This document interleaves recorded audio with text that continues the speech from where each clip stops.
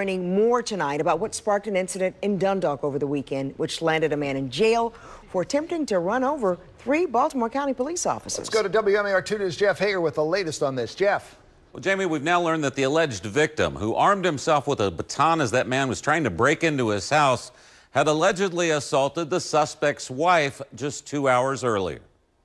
At 24 years old, Stephen Bernadyn faces 18 separate charges after allegedly attempting to run over 3 police officers early Saturday who were responding to reports that that same man had attempted to break into a home here on Westfield Road in Dundalk. He threw a chair into the yard, kicked the grill over, and then at some point he picked up a fire pit and actually threw it through the kitchen window. And then he sticks his head in through the kitchen window and he's yelling into the house, threatening one of the occupants inside the house. According to charging documents, Bernadyn yelled, quote, "I'm going to put you in a coma and I'm going to break your nose."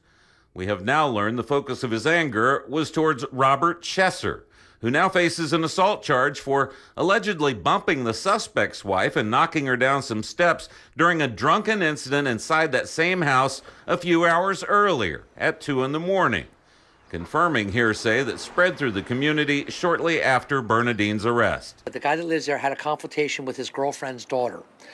The girlfriend's daughter called her husband, saying that apparently the gentleman put her hands on. In fact, it appears it was Bernadyn's mother-in-law, Dawn Lee, who spotted him sticking his head through a broken window and cried out that she was calling police, when he then fled, jumped into his truck, and later made a beeline towards police when they tried to block his path, crashing into a number of vehicles in the process before he was finally subdued. Luckily, in this instance, these officers were able to get out of the way, take evasive action, and not be injured in a situation.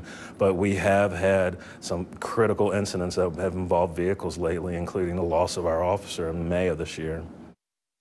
While the domestic dispute certainly doesn't take away from the serious charges Bernadyn faces, it does show just how quickly these incidents can escalate into violence and how difficult it can be to sort out the aggressors from the victims.